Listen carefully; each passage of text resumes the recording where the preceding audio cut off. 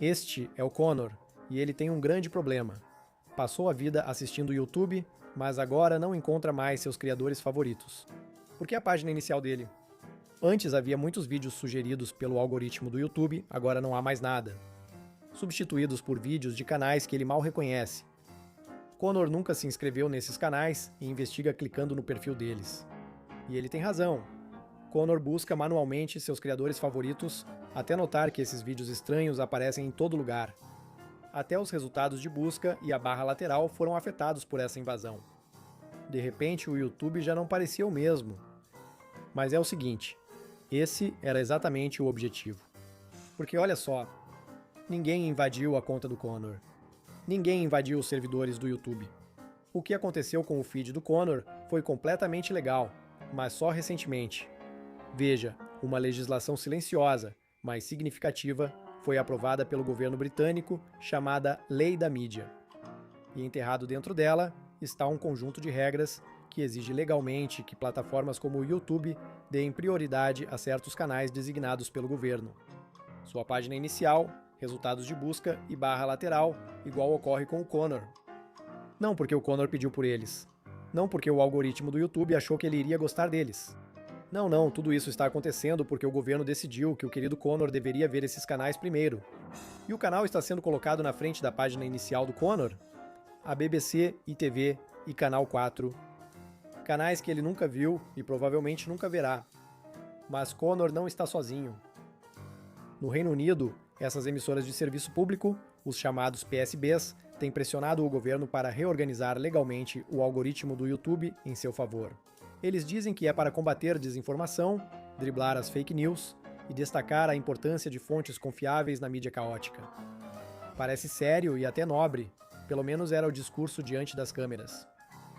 Mas se você olhar um pouco mais fundo, vai perceber que há muito mais nessa história do que essas emissoras estão deixando transparecer. Uma história sobre a queda de audiência, emissoras morrendo e gigantes da mídia tradicional jogando sujo para continuarem relevantes. É assim que o governo do Reino Unido planeja destruir o YouTube, explicado. Para entender o que ocorre aqui, precisamos focar nas PSBs, os canais já mencionados. Na selva britânica, são 6. A BBC, ITV, Canal 4, Canal 5S4C e GB News. Considere-os os donos originais da TV britânica antes do YouTube surgir.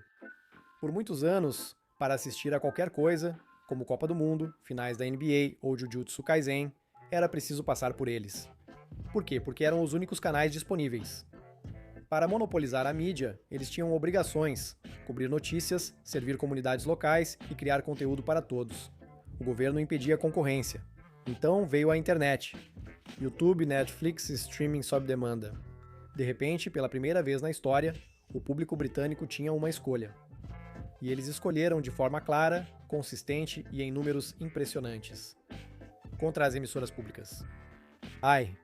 Os proprietários acabaram de perder seu monopólio. Esses gigantes da mídia perceberam a perda de mercado e decidiram se adaptar para reconquistar o público. Brincadeira. Lembre-se, apesar do selo de emissora de serviço público, esses canais são grandes corporações comerciais. Eles são tão públicos quanto a OpenAI é sem fins lucrativos. E a regra número 1 de comandar uma mega corporação, jogar limpo, é coisa de otário. Ao enfrentar queda de audiência, perda de relevância e receita em baixa, essas emissoras públicas optaram por não ajustar seu modelo de negócios. Eles preferiram chamar lobistas em Westminster para manipular o jogo a seu favor. Então, pelo que eles fazem lobby? Lembra da lei de mídia aprovada pelo governo caótico do Reino Unido? Ela cria uma nova categoria chamada Serviços de Seleção de Televisão. O que isso determina é que o conteúdo das emissoras públicas deve ser destacado e fácil de acessar em qualquer plataforma de TV, conectada com mais de 500 mil usuários no Reino Unido. Essa é a questão. Isso não é novidade. Porque para quem usa Smart TVs, isso já existe. A lei já foi aprovada. Seu Roku, seu Amazon Fire Stick, sua Smart TV da Samsung já estão abrangidos por ela. Já é obrigatório destacar o conteúdo das emissoras públicas. Não acredita? Para os 5% que nos assistem do Reino Unido, se você tem uma Smart TV, ligue e veja o que já vem pré-carregado. É real, mas as emissoras públicas ainda não terminaram. Porque, embora essa lei tecnicamente não se aplique ao YouTube, já que não é uma plataforma de TV, os lobistas estão desesperadamente tentando mudar isso agora mesmo. Lembre-se, o YouTube tem destruído as emissoras públicas em quase todos os aspectos. Mas os macacos corporativos não vão abrir mão do monopólio tão cedo. Em julho passado, a Ofcom, órgão regulador de mídia do Reino Unido, publicou uma grande análise do cenário midiático britânico. São 65 páginas dos reguladores reclamando que emissoras públicas perdem espaço para os novatos. YouTube, Netflix, HBO, etc. Claro, nenhuma novidade, né? O assustador foi a conclusão deles. Disseram que o conteúdo das emissoras públicas deve ser destacado no YouTube. Mas não é só isso. Um mês depois, o secretário de Cultura do Reino Unido deixou clara a posição do governo. Resumindo, se o YouTube não destacar o conteúdo das emissoras públicas, o governo criará uma lei obrigando a plataforma. Muito legal. Nada é mais distópico que o governo decidir seu feed, não acha? Mas, voltando um pouco, essa é uma das medidas mais anticonsumidor que existem. Porque pense no que está realmente sendo proposto. Um governo, representando empresas de mídia comerciais, quer reorganizar o que você vê no YouTube. Sem seu conhecimento, consentimento ou opção de recusar. Não porque você pediu. Não porque o conteúdo é melhor. Tudo isso porque o negócio vem perdendo audiência há cerca de uma década e decidiu que participar de artimanhas legais era mais fácil do que reconquistar o público. Se você pressionar os engravatados por trás dessa lei, eles dirão que há um bom motivo para isso. Eles alegam que trata-se de desinformação, notícias falsas e de garantir que, num cenário de mídia caótico, você sempre possa encontrar uma fonte confiável. Parece razoável? Parece até responsável.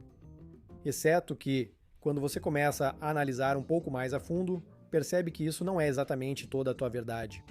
Siga as bananas e verá que o problema nem é combater as fake news. Não, é sobre gigantes da velha mídia tentando manter relevância em um mercado que os deixou para trás. Mas claro, eles não estão errados ao dizer que há muita fake news e desinformação por aí. Mas será que essas emissoras públicas deveriam mesmo ser as que mais reclamam? Porque vamos falar especificamente sobre a BBC. Em 1984, durante a greve dos mineiros, as câmeras da BBC estavam em torno de Orgreave. Naquela noite, britânicos viram mineiros atirando pedras na polícia, seguidos por uma carga da polícia montada para dispersar manifestantes. Claro como o dia, mineiros iniciaram o conflito e a polícia reagiu. Caso encerrado, certo? Exceto que não foi isso que aconteceu. A polícia atacou primeiro, os mineiros reagiram lançando objetos. Isso mesmo, você ouviu direito. A BBC, conhecida por notícias justas e imparciais, transmitiu as imagens invertidas, fazendo as vítimas parecerem agressores. Não confie apenas no macaco. Documentos internos da BBC mostram que o vice-diretor-geral admitiu possível falta de imparcialidade na cobertura. Isso é um grande eufemismo, mas 30 anos depois, quando ativistas pediram desculpas, a BBC afirmou oficialmente que não havia provas de tentativa deliberada de enganar os telespectadores. Nenhuma evidência? Está certíssimo, senhor. Os editores certamente só adormeceram na mesa e, de alguma forma, inverteram e cortaram as imagens perfeitamente para que os policiais parecessem os mocinhos. Mesmo tendo iniciado a confusão, essa empresa exige que o YouTube destaque seus vídeos para, supostamente, combater a desinformação. Ou seja, o governo quer escolher o que você assiste. As mesmas instituições que pressionam por isso estão em sua casa e caixa de entrada há décadas. Muito legal. Nada distópico. Por isso, Monkey usa ProtonMail e Drive, que oferecem criptografia de acesso zero. Ou seja, seus arquivos, e-mails e conversas são realmente só seus. Especialmente numa época em que governos como o do Reino Unido admitem abertamente escanear suas mensagens antes mesmo de você enviá-las, provavelmente é mais importante do que nunca assumir o controle da sua privacidade. O macaco tem usado o Proton há cerca de um ano, e meu recurso favorito, com certeza, é a criação de aliases de e-mail. Ou seja, toda vez que o macaco experimenta um novo aplicativo, se inscreve em uma newsletter ou se cadastra em um site, eu simplesmente forneço um alias, em vez de entregar meu endereço de e-mail real. Se um golpista colocar as mãos nele e o spam começar a chegar? Fácil! O macaco pode simplesmente deletar o alias com um clique E como um macaco adulto que faz meus próprios impostos, paga contas e faz exames de saúde, essa camada extra de proteção me dá a tranquilidade de que meus dados não estão sendo usados de forma indevida por grandes corporações e instituições. Além disso, o Proton fica na Suíça, o que significa que seus arquivos estão protegidos por algumas das leis de privacidade mais rigorosas do mundo. A criptografia de ponta a ponta impede acesso das grandes empresas de tecnologia. Nem o próprio Proton pode acessar seus arquivos. Além disso, eles são parceiros do canal há muito tempo, mostrando o compromisso com a privacidade. Então, cadastre-se gratuitamente hoje mesmo e tenha acesso ao Proton Mail Plus Drive, aproveitando 1 GB de armazenamento em nuvem grátis para ajudar você a guardar com segurança os arquivos que são importantes. Acesse Proton BLM, Monkey Proton BLM Monkey Explains ou clique no link na descrição. Obrigado, Proton, por patrocinar este vídeo, mas isso ainda não é tudo. Veja como esses diretores das emissoras de serviço público falam com o público. Quando as câmeras gravam, a linguagem é nobre, protegendo o público, combatendo as fake news, cortando o ruído. Justo. Então, por que a história muda por trás das portas fechadas? No início do ano, chefes de emissoras públicas britânicas publicaram um artigo de opinião na imprensa especializada do Reino Unido. A linguagem? Ouça! No comunicado, à imprensa disseram que essas medidas podem garantir uma radiodifusão britânica distinta no futuro, mas não proteger o público da desinformação, nem restaurar a confiança no jornalismo ou combater notícias falsas. Eles disseram garantir nosso futuro. E a Ofcom confirmou isso em sua própria análise. Publicado em julho de 2025, o relatório deles reconheceu que as receitas das emissoras de serviço público diminuíram significativamente em termos reais na última década. Se o macaco fosse um primata apostador, fica claro que as emissoras públicas não visam combater a desinformação. Não, eles estão fazendo isso por um motivo muito mais simples: evitar a falência. O que nos leva à verdadeira questão. Se isso realmente fosse sobre combater a desinformação, por que macacos como Connor seriam o problema? Porque atualmente, quando a maioria dos macacos da idade dele liga à TV, eles não vão para a BBC News. Eles não usam ITV ou Channel 4 indo direto ao YouTube. Não porque estão sendo radicalizados, não porque estão se afogando em notícias falsas, mas simplesmente porque o YouTube atende melhor às necessidades deles. E as emissoras públicas querem reconquistar espectadores como Connor para si mesmas, mesmo que precisem jogar sujo para isso. Porque olhando os números, está claro que as emissoras públicas não enfrentam só dificuldades, mas perdem uma geração inteira. A maioria dos jovens de 16 a 24 anos passa só 17 minutos de TV ao vivo por dia, menos do que o tempo de tomar café da manhã. Com a baixa audiência, anunciantes não renovam contratos e a receita diminui. Não são apenas os jovens macaquinhos. O tempo de exibição diminui em todas as idades. 4 anos de declínio sem sinais de mudança próxima. Enquanto isso, o macaco britânico médio passou 39 minutos por dia no YouTube em 2024. Isso é mais que o dobro do consumo de TV ao vivo deles. E não são só as crianças. Macacos acima de 55 anos quase dobraram o tempo no YouTube de um ano para outro. O diretor de pesquisa da Ofcom resumiu bem. A TV com programação fixa está, abre aspas, cada vez mais distante dos espectadores mais jovens. E é exatamente por isso que as emissoras de serviço público estão tão desesperadas. Jovens que pararam de assistir não voltarão. Após o YouTube, a TV ao vivo não é redescoberta. Os hábitos de consumo de uma geração já foram definidos, e a BBC não faz mais parte do conteúdo deles. Então, isso não é apenas um problema de receita, é questão de vida ou morte. Mas espere, se a BBC e o Canal 4 são todas instituições de serviço público, por que isso importa?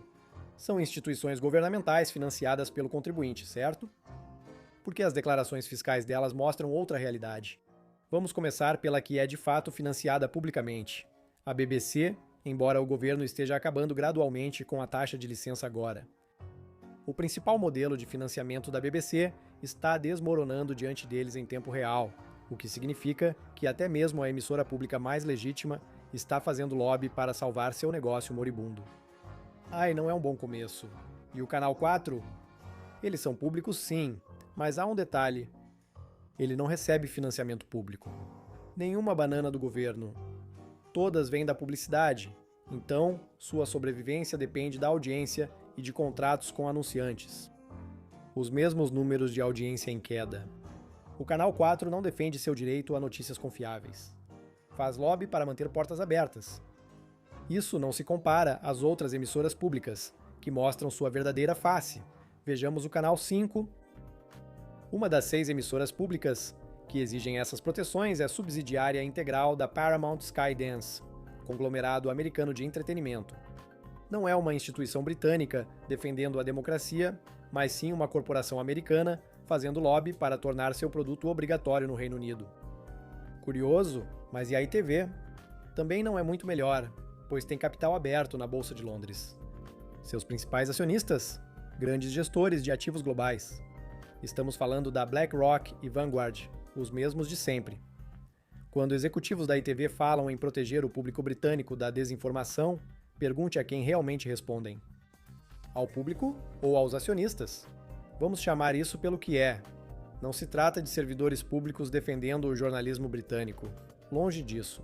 É um grupo de empresas comerciais, algumas estrangeiras, financiadas por Wall Street ou pelo governo, que preferem impor seu conteúdo aos seus feeds, em vez de competir de forma justa pela audiência. Mas não é o fim do mundo. Até as conversas do YouTube com emissoras de serviço público mostraram algo que os executivos corporativos ignoraram. As regras de destaque deles? Aquelas que exibem vídeos escolhidos pelo governo no topo do feed? Elas nem funcionam. Aqui está o lado positivo. Sim, o governo pode colocar vídeos da BBC no topo do feed do Connor, mas não pode obrigá-lo a assistir. Connor simplesmente passaria direto por qualquer coisa obrigatória e procuraria diretamente o que realmente quer. Essas emissoras de serviço público esqueceram uma verdade simples. Elas fracassam por não acompanhar os tempos. Achando que seus dias de glória durariam para sempre, elas não atualizaram suas ofertas e pararam de produzir conteúdos que os macacos realmente queriam assistir. Então, essas leis não vão mudar nada. Só vão adiar o inevitável para esses gigantes da mídia moribundos, enquanto arruinam o YouTube no processo. Sensacional! Então, da próxima vez que você vir vídeos aleatórios de sites de notícias tradicionais que você nunca assistiu antes aparecendo do nada no seu feed, você vai saber o que realmente está acontecendo nos bastidores. Por questões legais, este vídeo reflete apenas devaneios de um esquizofrênico paranoico sobre macacos em uma selva fictícia. Por favor, não processem o macaco, e obrigado aos membros da Banana Republic pelo apoio e financiamento dos vídeos. Até o próximo vídeo